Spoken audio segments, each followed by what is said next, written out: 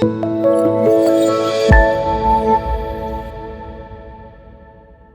welcome everyone. Welcome everyone. This is Anthony Peguero, and we have Sam Briner here at Arizona State University, the School of Social and Family Dynamics. We are part of the research advancement team in this school, and we are presenting a National Science Foundation panel for early career scholars. And by early career scholars, we mean graduate students, postdocs, and assistant professors. We have two panelists and one moderator that we invited to discuss this. First, I would like to introduce Lee Demetrius Walker is an associate professor of political science at the University of North Texas and a rotator program officer at the National Science Foundation in the Security and Preparedness Program in the SPE Directorate. He also serves as one of the program directors of the Build and Broaden program. He previously served as program officer for NSF's political science program from 2014 and 2016. He served as associate chair of UNT's Department of Political Science from 2017 to 2020. His research focuses on comparative judicial politics, Latin America politics, comparative democratization, and research methods. He is the co-editor of Alger's Research Handbook on Law and Courts and has published articles in the Journal of Politics, Comparative Politics Review, Latin American Research Review, and Political Research Quarterly. Thanks for joining us, Lee.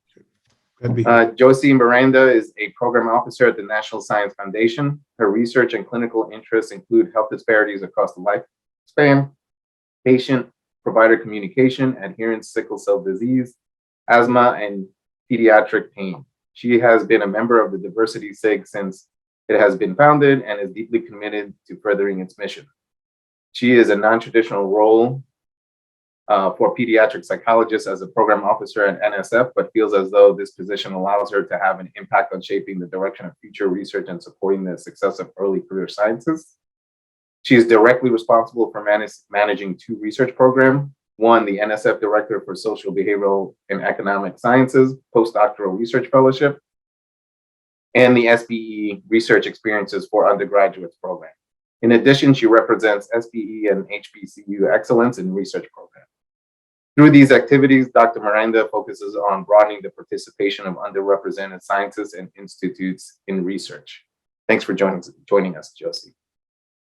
And our moderator is Rebecca Sandefur, investigates access to civil justice from every angle, how legal services are delivered and consumed, to how civil legal aid is organized around the nation, the role of pro bono to relative efficacy of lawyers, non-lawyers, and digital tools as advisors and representatives, to how ordinary people think about their justice problems and try to resolve it. In addition to her appointment here at ASU, Sandefur is a faculty fellow at the American Bar Foundation, where she founded and leads the Access to Justice Research Initiative. Her public service includes appointment by the Supreme Court of Utah to the state's Office of Legal Services Innovation, her role as co-vice chair of California's Closing the Justice Gap Working Group, and her appointment by the Supreme Court of Arizona to the Arizona Commission on Access to Justice. In 2013, Sandefur was the Hague visiting chair in the rule of law. In 2015, she was named the Champion of Justice by the National Center for Access to Justice. In 2018, she was named the MacArthur Fellow for her work on inequality and access to justice. In 2020, she was awarded the Warren E. Berger Award by the National Center for State Courts. She's currently the editor of Law and Society Review. Thanks for moderating, Becky. Sure. I'll now turn it over to you in terms of continuing this panel on early career scholars. So thank you. Thank you, Anthony, and welcome everybody who's here live in this moment and everybody who's watching this later on the recording.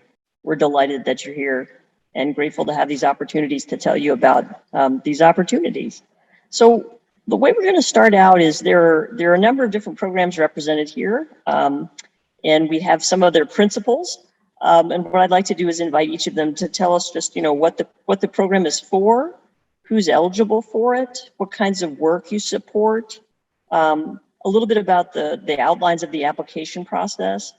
And then Josie and Lee are both program officers at NSF. And so tell us a little bit about what the role of the program officer is. And then I'm gonna speak last, as some of the dissertation improvement grants for some fields have been outsourced to universities, and ASU hosts one of them. So I'm going to talk about the one that's hosted here. Josie, do you want to lead us off?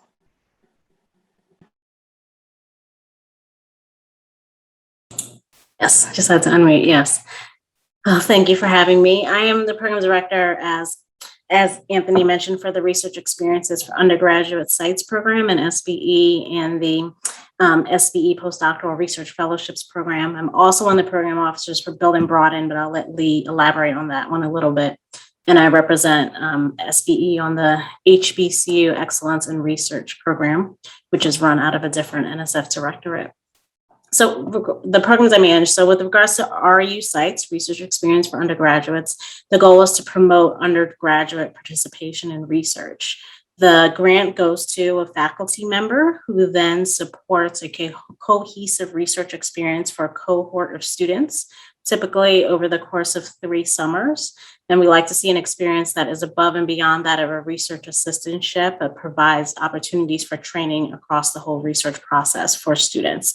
And it's not just students from the university that's hosting the site. We're looking to support students, especially from institutions that may not have as much access to research opportunities. I also manage the SBE postdoc program, which is an individual research fellowship to an early career graduate student, someone who's recently graduated with their PhD within the last 36 months. So they would apply as an individual, not through an institution, and receive support for up to 24 months to conduct full-time research at a host institution of their choosing, which they describe within their fellowship application. This award is also, there's also a sponsoring scientist as well, who helps to sort of oversee the grant with the postdoctoral fellow. So this application needs to name a host institution and a sponsoring scientist, and it is to fully conduct research within the SBE sciences. So that's the main aim of the award. I also am one of the representatives on the HBCU Excellence in Research program. And so that is really to stimulate research at minority serving institutions, particularly HBCUs. So it's actually a foundation-wide program. So all disciplines that are supported through NSF are eligible to apply. So if you apply to the HBCU EIR program, say if you're in the social sciences, and then we find the appropriate program to sort of review your proposal. So it still has to be in line with the science that's supported within the different directorates. But the goal is really to stimulate and support research at historically Black colleges and universities. Now I'll pass it on to Lee. Thanks, Josie. So I run a couple of programs, several programs actually. So one being, but I want to talk a little bit about the structure. Becky mentioned that the dissertation improvement grant program, in certain programs have been kind of farmed out to other institutions. And Becky's going to tell you about one of those. So I want to talk about the 2 in our programs that have gone out in that way. 2 programs have gone out that way. So one is in sociology, which I don't manage, but they've done the same thing. And we've been at this point in time kind of thinking about and monitoring the effects of having our dissertation programs in associations. So the sociology program is at the American Sociological Association. So they are managing that particular proposal for doctoral students who are at the process of improving their dissertation. For political science, that program is now at the American Political Science Association, and they are managing that particular program. As far as the number of awards that are given out, they're basically about the same as what the NSF used to award, which is about at a rate of about 20% or so. So the award rate is still about the same in both of those two associations now. And I think Becky will tell you a little bit more about that because she's going to talk specifically about a program that is similar to those two. So that's one set of students, young, early career faculty people who are at the graduate student level and they're kind of moving into either a academic position or a more private sector position or some other kind of non-academic position with their particular degree. I want to say a little bit about the Graduate Research Fellowship Program, which Josie mentioned the postdoc fellowship program, which is awarded to the individual and not the institution. Well, the Graduate Research Fellowship is the same, and this is administered by the Education and Human Resources Division. And so, but each individual program is managed, it's conducted by someone in that area. So for example, I am the program director for political science and other social sciences, right? So, so in that program, we receive the list and then we pull together a panel and those particular awards are managed through that process. And that's awarded to senior undergraduate students and master's students and doctoral students who have less than 12 hours at the doctoral level are eligible to apply for the Graduate Research Fellowship Program. And these are awards that are made to that individual. You can take that award to whatever university you are planning to attend, and it's roughly about $150,000 over 4 years or so. So it's a very tremendous honor to receive one of those.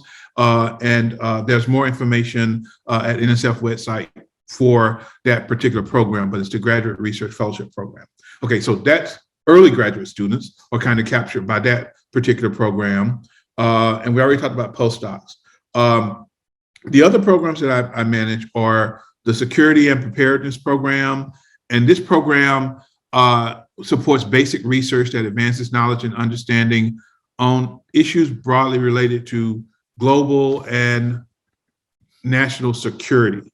And also increasingly, this is dealing with issues like, climate change, pandemics, other kinds of things that are really security issues now that countries have to be more mindful of and more prepared for. So that program is one that I run. And so that's open certainly to assistant professors who are just starting off and they have research in those areas. That would be great. The other program that I'm working on is Accountable Institutions and Behavior. By the way, Security and Preparedness and Accountable Institutions are the former political science programs that have been separated into two different programs. Accountable Institutions and Behavior supports basic scientific research that advances knowledge and understanding of issues broadly related to attitudes, behavior, and institutions connected to public policy and the provisions of public service. So that's basically what Accountable Institutions and Behavior captures. And while they are formal political science programs, an award based on these areas of research should not be thought of as being restricted to political scientists. It's open to any social scientist who are addressing these types of issues. So, so those are two programs that assistant professors might be very interested in. And we're probably going to get to this in a little bit, but let me say one quick thing about the career program, which is a program. It's called the. Well, let me get to the actual wording of what this program is called, so I get this correct.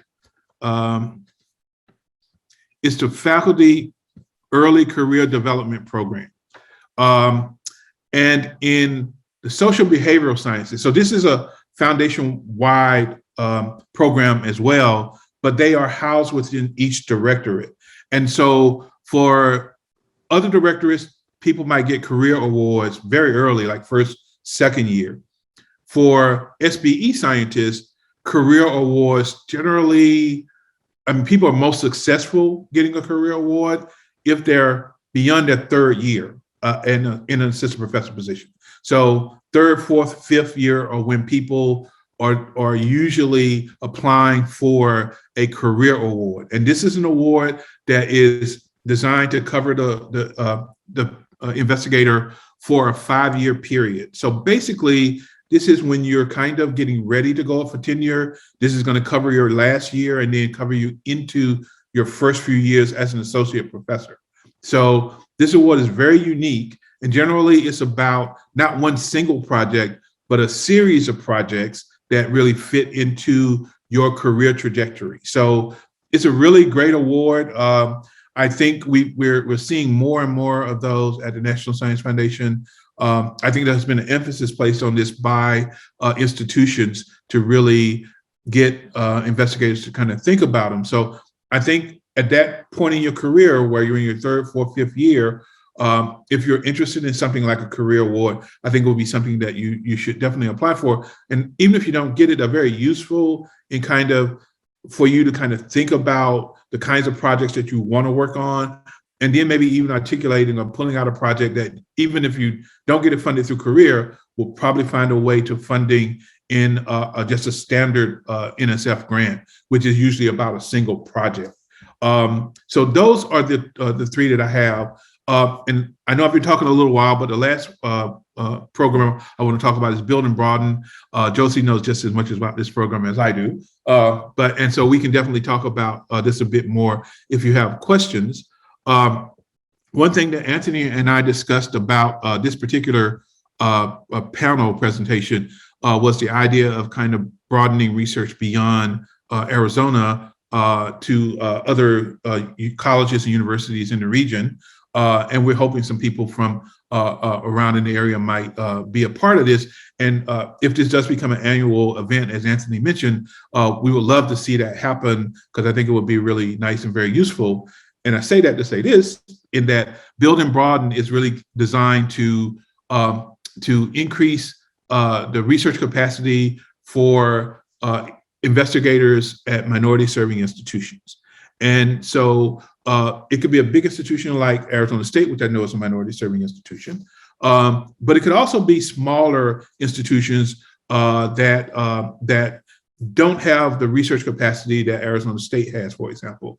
And so what we would like to encourage is partnerships between bigger institutions like Arizona State, Research One institution, and smaller and investigators at smaller institutions. We feel like this has an effect of really kind of maximizing not only opportunities there, but the opportunities for expanding science and the kinds of knowledge that we get from individuals from those institutions who usually might have high teaching loads, but they also might have things like really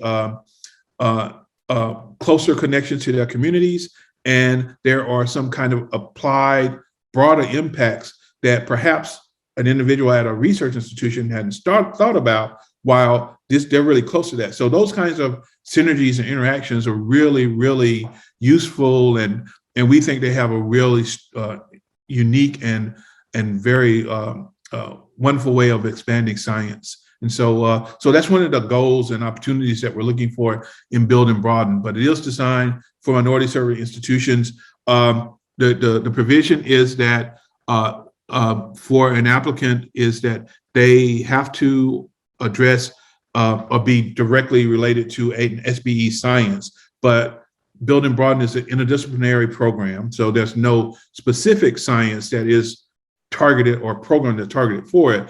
It's open to any science that is related to an SBE science, social behavioral economic science. So I can tell you a little bit more about it. Josie can also chime in on it when we get to questions, but that would be open to young career scholars as well. And we can talk a little bit more too about the idea of getting an award or getting a grant or putting in a proposal, because I know oftentimes the idea of thinking that, you're disadvantaged against more senior people who have been doing this before. But we would like to kind of dissuade you of thinking like that, to think that, we're looking for new best science and oftentimes people who have just gone through the rigor of getting a degree have really interesting and new and better ways of thinking about ideas. So we don't want you to be dissuaded about those kinds of things. So I'll stop there, and then certainly open to questions, and look forward to what Becky will be talking about as well. Thank you, Lee, and thank you, Josie. I'm going to talk briefly about, so Josie and Lee are program officers at the National Science Foundation, which means they've stepped out of their usual academic positions for a period of time to serve not just their own disciplines, but American science and scholars around the country, and in fact around the world, by sort of cultivating and encouraging and nurturing really, really important work. What I'm going to talk about is just one program that, as Lee described, is one of the dissertation improvement grant programs that used to be housed inside NSF and now has been kind of outsourced to universities. And the one that I'm going to speak of is one that I play a role in running, and it's the Law and Science Doctoral Dissertation Research Improvement Grant. It's given directly to PhD students who are looking for money for things like travel or transcription or translation or research assistance or other things that they need to do the research that will become the basis for their dissertation. This particular dissertation improvement grant can give you up to $20,000. The award is for a year. You can, if you don't end up completing everything that you propose to do in that year, you can request an extension. Applications are open twice a year, so in the fall and in the spring. And the program right now is choosing 12 to 15 proposals each time, so 30 or so proposals over the course of a year. In order to get this, you need to, or to be eligible for it, you need to be a full-time student getting a doctoral degree or pursuing a doctoral degree at a U.S. institution that's accredited. You do not have to be a U.S. citizen. You need to be ABD or a candidate for a doctoral degree before you get the award. And the program likes it if your dissertation proposal has been approved. So when you go and take a look, if you're looking at dissertation improvement grants, at what kinds of things are covered, a program like political science or sociology are disciplinary. So it's questions, approaches, methods, theories, topics that sociologists in general study. Law and science is a little bit different because it's interdisciplinary. So you could be coming from, as Lee described a similar program, you could be coming from any discipline, but if you're working on a law and science topic or question, then you'd be within the ambit of this program. So that could be things like courts or legal decision-making or legal mobilization. It could be, you could be coming at issues of law from the perspective of the environment. You could be doing forensic science.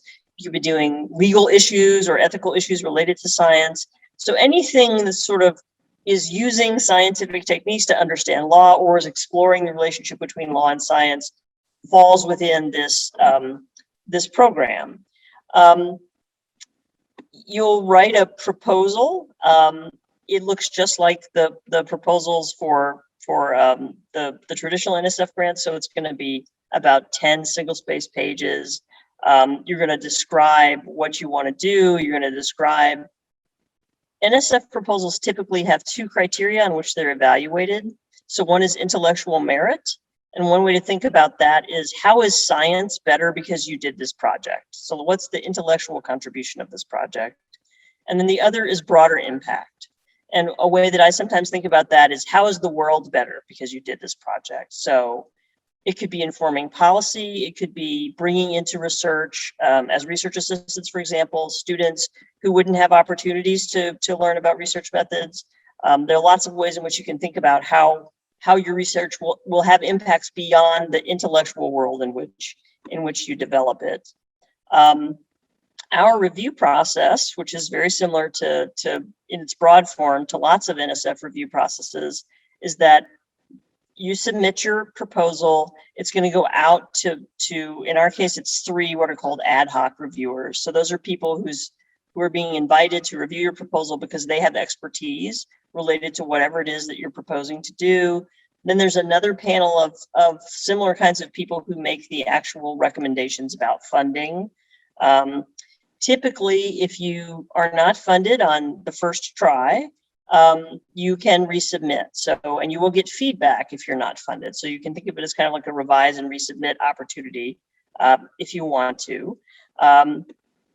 The one last thing I would say is that each of these programs has a program officer, and I'll invite Lee and Josie to talk about how they can help you and interact with you.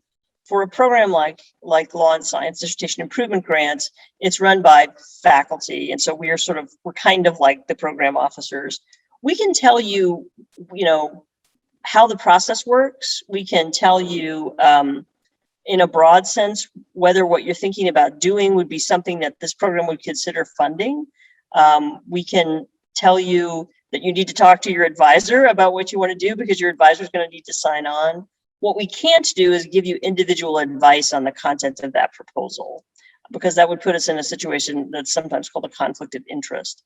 But sort of anything about how it works, we can absolutely answer those questions. And you should totally feel free, when you have questions like that, to reach out to program officers. I don't know if Josie and Lee want to add anything about their view of what you can be helpful with and where you kind of have to stop. Yeah, I think most importantly, we do want people to feel comfortable reaching out to program officers, right? And then we can provide guidance on what type of information they can share with us and how we can provide helpful feedback. Typically, what we will recommend is that folks submit a one-pager that might include sort of a brief outline of the intellectual merit, broader impacts, aims, and that's, responsive and in line with whatever solicitation they might be interested in. It's also possible that people don't know exactly what program might be a good fit. They can always reach out to a program officer in the general area, and we can likely point people in a good direction, or even, talk with our colleagues to see if their work is something that their program would support. So I sometimes there tends to be this myth that you should not talk to a program officer, but you definitely should, and definitely should feel comfortable emailing us to get information, get feedback about fit, and if there are any tips or anything that is specific to the program that would be important to know before applying. Those are all very reasonable questions, and our goal is to do outreach and to really support our community, our scientific community. So we want to have an open line of communication. Yeah, I would just, Becky, you did an excellent job of explaining everything, and I agree with you totally. And so the one thing, so we can do all that, telling you about the process and how that kind of works. And Josie's point about fit of a particular kind of idea is really important, particularly now for the two programs that I've run, because there is quite an overlap, because these are two former political science programs. And so because of that, you might not know which one is exactly the best fit if you want to come in for a political science type program. So we're happy to discuss those kinds of things with you. And the best way to reach out is initially an email, and then we can set up whatever we need to for the follow-up that we need. And that one pager that Josie talked about is really helpful, so that we know exactly what you're thinking, and then we can kind of really direct you in a good way about thinking about fit for the program, and then also thinking about ideas about how these ideas might tailor themselves for the process itself. Thank you. I'm sure that folks out there are wondering, what in your experience makes for a strong proposal?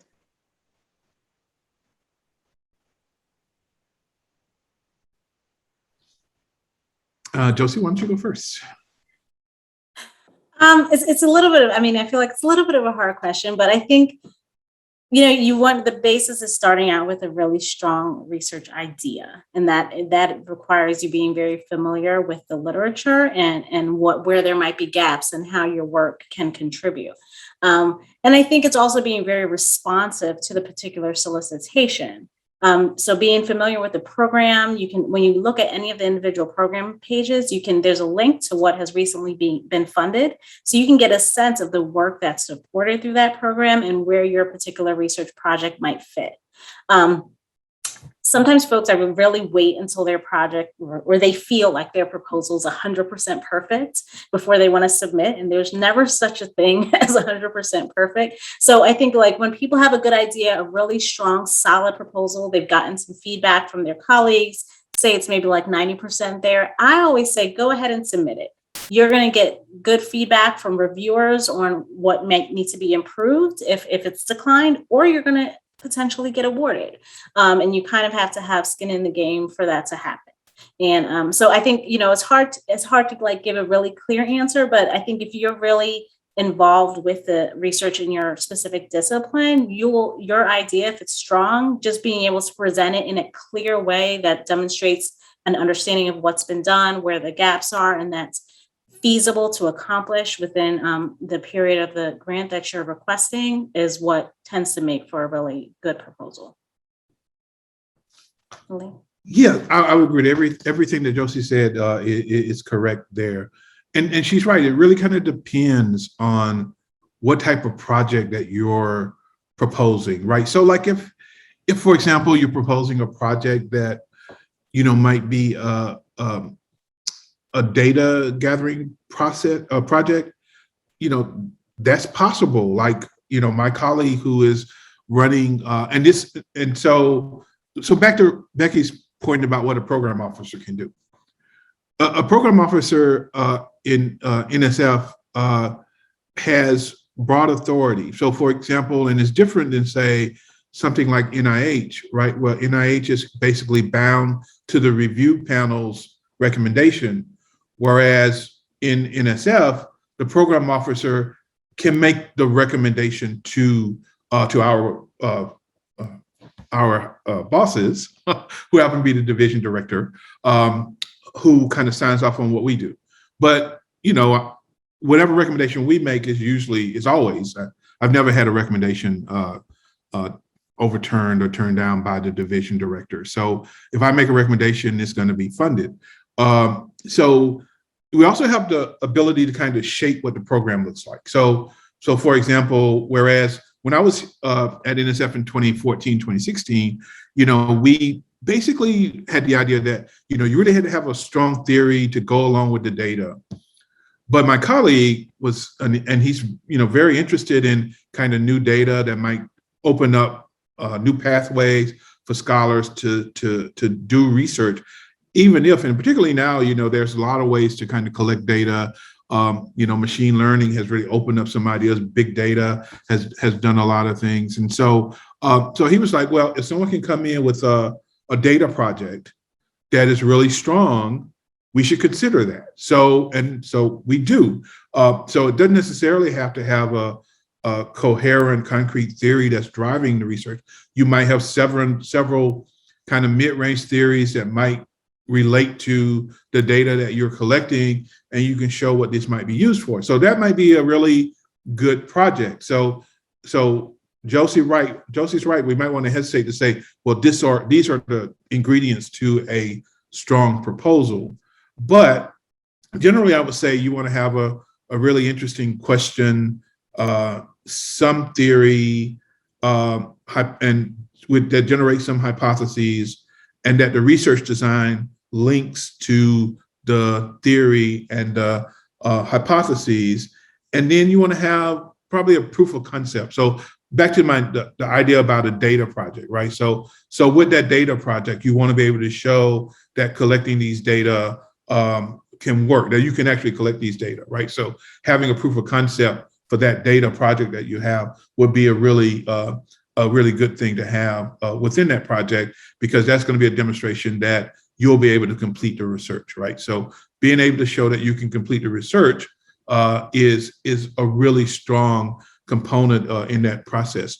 And the other thing is the broader impacts. So we evaluate the proposal on intellectual merit, and then we evaluate on the broader impacts. And I think proposals that can have strong and clearly show what the broader impacts are likely to do better. Because oftentimes people will kind of do a cursory pass on what the broader impacts are, and they're really not that clear. So if you do have clear broader impacts, that will certainly strengthen your proposal as well. Great, thank you both. In your experience, are there some kinds of mistakes that people who are applying for the very first time are likely to make?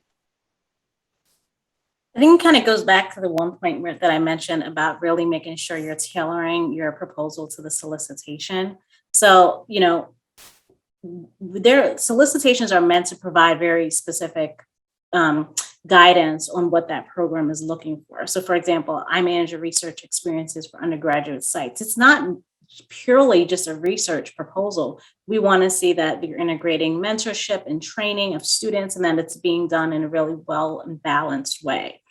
And also with Build and Broaden, we want to really see a strong partnership if it's between two institutions, and we want to see sort of supporting and furthering the mission of that MSI institution. So I think really that is one of the biggest mistakes I see, is that sometimes a proposal comes in and it doesn't really quite fit the program. And even if it could be a solid proposal, but it just doesn't fit. And if the person maybe just tailored it and wrote it a little more specifically to that solicitation, it could have done better.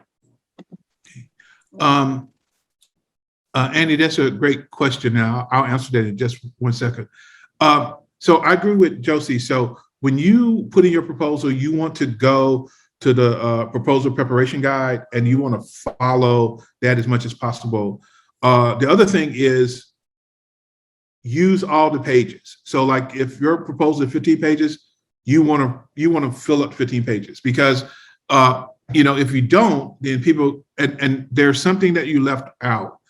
People will just say, well, they had space and they could have explained more what the project was about, right? Because we know these are complicated projects and they have a lot of detail, and the detail, so you need to put it in the document, because if you don't, so that would be for the dissertation awards, improvement awards, that 10 pages, you want to fill up those 10 pages, and then for the standard grant awards, it's 15 pages, and you want to fill up those 15 pages. So that sounds simple, and you're saying, well, brevity is better. Well, it is, but of course, there's a lot of detail in the actual research that you're doing, and you want to specify it as much as possible and give as much information as you can to the panel and to the reviewers who are going to be reviewing that application. Because if you do leave something out, they do kind of hold that against you. So I don't know, Becky, if you want us to deal with Annie's question yet, you want to hold that for a moment. It was about broader impacts. Yeah, let's hold that for just a second. That's a great question. I think I kind of want to, well, I agree with everything that Josie and Lee have said. One thing I think it's important to think about when you're submitting a proposal or a paper is that the people who are reviewing it are human beings. And this is one of many things that they're doing. And so you want to get their attention. So you've only got your 10 or 15 pages. You want to put in there as clearly as you can what it is that you want to do and why you think that it's important. And also remembering that they're people. You want to be really careful about making claims that you may believe that they know to be false. And when I think about first-timer mistakes, the claim I think that it's so tempting to make because you're so excited about what you're doing and it's new to you is no one has ever done this. Yeah. And what will happen is by your bad luck, the guy who did it or whose dissertation advisor did it or whose best friend did it is going to review your article or your proposal. And then, you may have problems from that. So you just want to sort of think about, you want to be clear and you want to be bold, but you want to be kind of balanced in thinking about how you fit into what's happened before. Otherwise you can kind of annoy people. I just want to add on another thing is sort of those trust me proposals. You want to be very specific about your ideas and how you plan to execute them. You don't want people to have to guess, or because you maybe in your CV, you've done something sort of similar. So they should expect you're going to do that with this project. You really want to be clear about what you're doing so that it can be evaluated. Yeah. So Annie has submitted a question that's about kind of how to when NSF or when reviewers are looking at this and NSF is looking at them and they're thinking about broader impacts, are there certain things that people should be thinking about when they're thinking about the broader impacts of their work? So just one point of documentation. This past year, SBE just put out a dear colleague letter on broader impacts. So I think that'd be really helpful to take a look at that dear colleague letter. If you put in SBE dear colleague letter broader impacts, that you should be able to pull that up through Google. I think that'll work. But at any rate, yes, I think the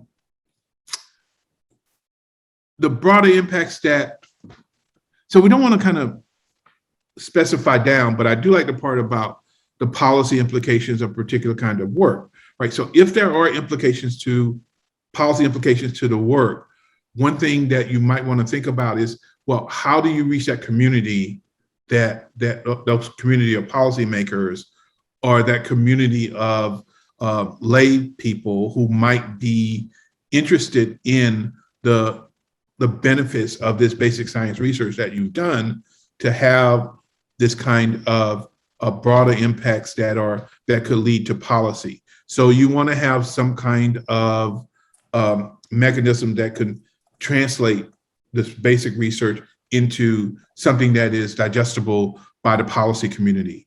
And so that would be an important way of kind of thinking about that type of broader impacts.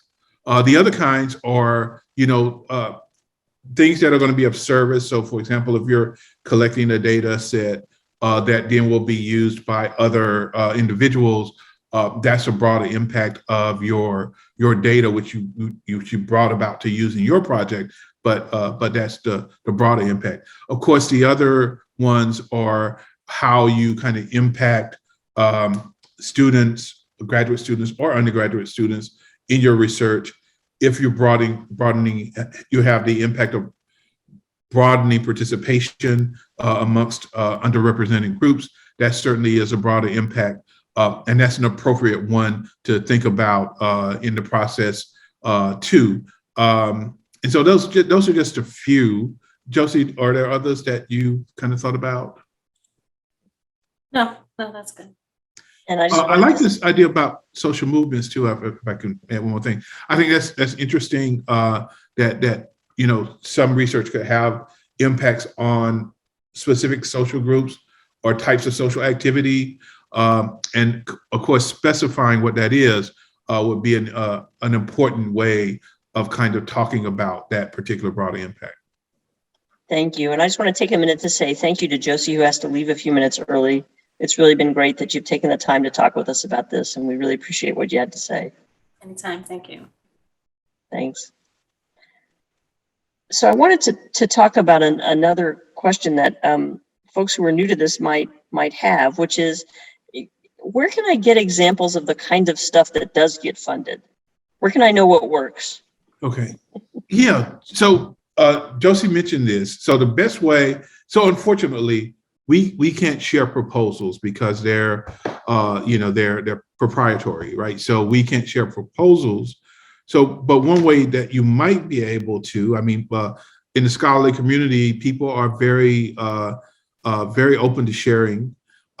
So the way to find that is that Josie mentioned that if you go to the program page, so for example, if you go to the Security and Preparedness program page, at the bottom of the page, it has a link, what's been funded by this particular program, right? And if you just click on that link, it'll bring you up to all the recent proposals that have been funded. And that way you'll get a chance to look at the reports, the abstracts, the titles of all the recent funded projects that are in this particular program. And every program at NSF has that type of situation where you can go in and see what's been funded. Like I said, many of those, and there also will be links to some outputs, products from those reports, those studies as well. You can see what those are, journal articles and other types of things that come from it. But the best way is to use, and by the way, we're going to try to make that program page a little more of an active site, such that, you know, we would like people to visit it multiple times by kind of updating it a little bit more. So we're thinking about how that might work, and over the next few months and years, that might be something that that one will see, that's going to be more activity on those sites, and there'll be more active places of information, if you will. But again, to find out what's been funded, that's the best page to go to see. Great, thank you. If people are not funded the first time, can they reapply for the same project? Most definitely, and we really certainly encourage that. So, you know, most people aren't funded the first time they submit, right? So we expect that people are going to resubmit. Now, technically, these are not resubmissions, so they're not like a revise and resubmit. So we consider each proposal submission a separate standalone submission.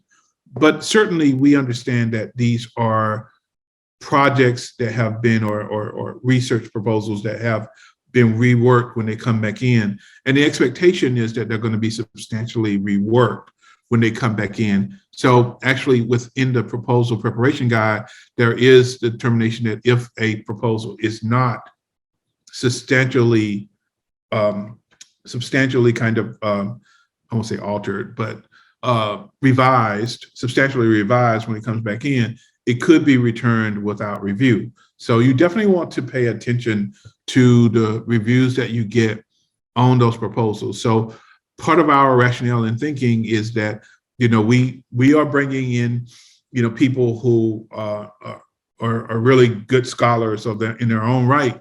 And so they are kind of giving you their assessment of your particular proposal and project, with the idea that, you know, that you'll take that advice and improve it. And certainly we think that is the expectation for that. So we expect that proposals are going to be revised and resubmitted. And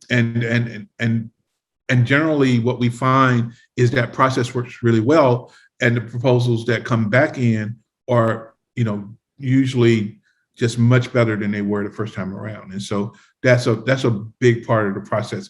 And those proposals have real advantages when they come back in. I would say a couple of things about, you know, that process of when they review, and everyone does things differently. But the way that I kind of handle proposals that have resubmissions from a prior round is I will generally try to get, you know, one or two people who reviewed it before to take a look at it, but also get new people to take a look at it too. And we do tell our reviewers that they're supposed to think about this as a new submission, but, you know, inevitably they're going to come and say, well, I saw this before, and this is either much better or the same or whatever from the initial or prior submission in that process. Thank you. So, you know, when I talk to people in early career, part of one of the things you want to tell them is you actually have a lot of time to work all this stuff out, right? Your dissertation doesn't have to be every possible idea and the most perfect thing. You can have a whole career to do this. But it's also the case that if you're trying to get, you know, you got to get your dissertation done. And if you're an assistant professor, like, you got to do the stuff that you hope will get you tenure. So could you say a little bit about how long it takes from when I submit the proposal to, if I get it, when I have the money that I can spend and do my work? Sure. It's pretty quick, actually. So from when we receive the proposal, our timeline is to get everything done, reviewed, and back out within 6 months. So that's our goal to reach it. We don't always get that, but we get there 80% of the time, almost 90% of the time. We get there where we have a decision within the 6-month period. Now, after that decision is made, as far as when the funds are going to be available, that could be as quick as that 6-month period, or certainly within a 9-month period. And the reason I say it could be as quick as in a 6-month period. So we have what they call pre-award spending, such that once we've made a decision to issue an award, then the sponsored research office knows that that money is coming.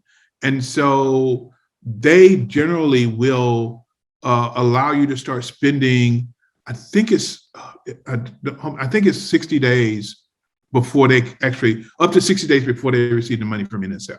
So, but you have to, this might vary at different offices, but I think for Arizona State, I think that's the true date, that is 60 days. If long as they're going to get the money within 60 days of that period, and they know once the Division of Grants and Agreements have signed off and issued a letter saying, yes, we're going to fund this particular award, then they can go ahead and give pre-award spending. Actually, after the division director signs off on the award, for me, they will usually go ahead and grant pre-award spending. So, and that comes pretty quickly after I make my recommendation for them to then decide that they will go ahead and do the pre-award spending part of the process. So the short answer, Becky, is that I would say anywhere from 6 months for the decision, up to 9 months for the money to be in your account and available for spending. But after that 6 months is done, as early as then, you can probably approach the sponsored research office about pre-award spending if you need to. Great, thank you. So are there any other questions from the group? If not, Lee has inspired me to say one thing about sponsored projects offices. So when you first start applying for grants, you're going to learn this weird thing that if you're getting something from a funding agency like NSF or NIH, that you are the principal investigator, but the money goes to your university. And it goes to usually an office called the Office of Sponsored Research or something like that. And that adds a little bit of time on the front end, because the grant application, part of it's going to come from you, but part of it's going to come from that office often. And so you want to be working, if they're involved, which they not always are, but usually are, you want to get them, you want to understand what their timeline is and what they need from you so that everything flows smoothly and you meet the application deadline for whatever you might be applying for. And your university's office should be able to tell you answers to all those questions, and they should be able to help you also. They're not meant to be an impediment. They're meant to be an assistant in that. So if nobody else has further questions, Can I add something to that too, Becky? So, yes. So the other two programs, so the dissertation improvement grant program that's now at APSA, and I think at ASA as well, they both don't require on the front end that you work with the sponsored research office. You can directly apply through their program. I think right now on the back end, if you do get the award, then there's some relationship that they'd establish with the sponsored research office at that particular time. But I agree with Becky that it's probably in your interest to go ahead and kind of do that up front, even for that award, even though there's no requirement, just so they know, and they have resources that can kind of help you in that project, in that process of seeking an award like that. So, so you should take advantage of those kinds of opportunities that office kind of will have for you.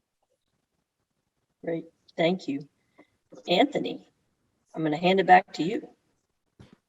Well, well, thank you, Becky. I wanted to thank Lee, and I also wanted to Josie for taking the time to be participating in this panel for early careers. I also wanted to express that this video is being recorded, and we're going to have an opportunity for posting it on the Sanford School website, but also I will be emailing a number of regional schools and sharing the link with them. And again, I can't express my gratitude to Josie, to Lee, and to you, Becky, in terms of supporting us. This is myself and Sam Briner in terms of the research advancement team. So I wish you all a great holiday season, and take care and stay safe. And thanks again. Thank you, Anthony. It was fun. Thank you. Thank you. Okay, Bye-bye. bye.